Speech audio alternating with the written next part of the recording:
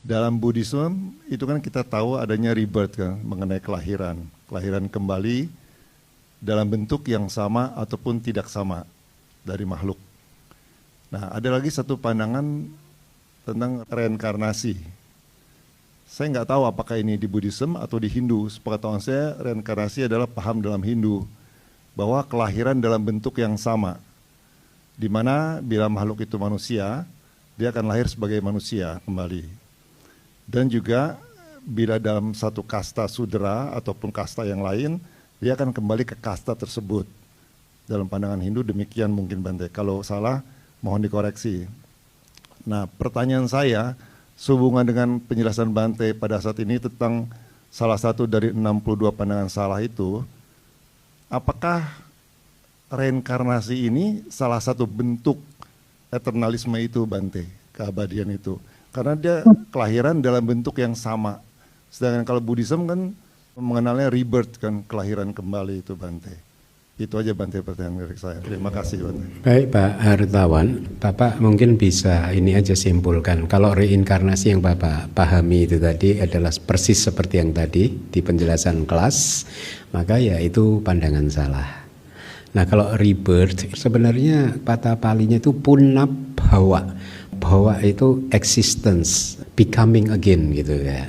Kayak muncul lagi, eksis lagi gitu. Tapi sebenarnya di dalam pemahaman puncaknya, di dalam satu momen kita itu hanya ada satu momen pikiran dan juga fenomena material ini.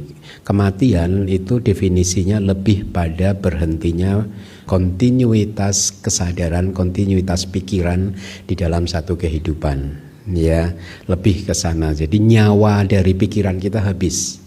Ada nyawanya pikiran kita. Jadi di dalam agama Buddha nyawa kita itu dua. Tubuh jasmani kita punya nyawa, ya, kemudian pikiran kita juga punya nyawa gitu.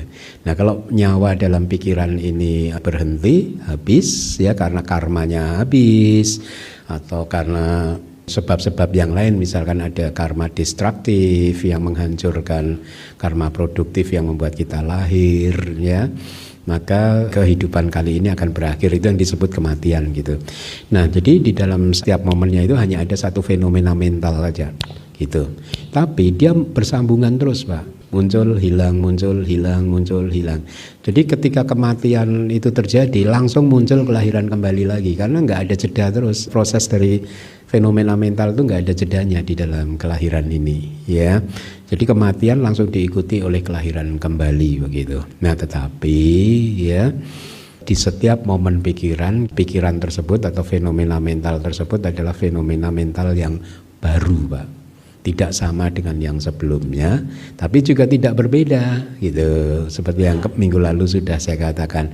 Kenapa tidak sama? Ya memang faktanya beda. Yang satu disebut sebagai kesadaran kelahiran kembali, yang sudah lenyap disebut sebagai kesadaran kematian, berbeda.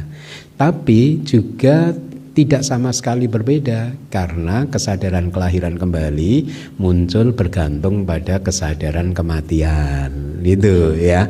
Jadi dia muncul bersambung-sambungan terus begitu. Tidak ada yang solid, tidak ada biji dari rumput munja tadi, tidak ada biji dari buah mangga, nggak ada. Semuanya itu begitu muncul dia langsung hilang, muncul sampai hilang.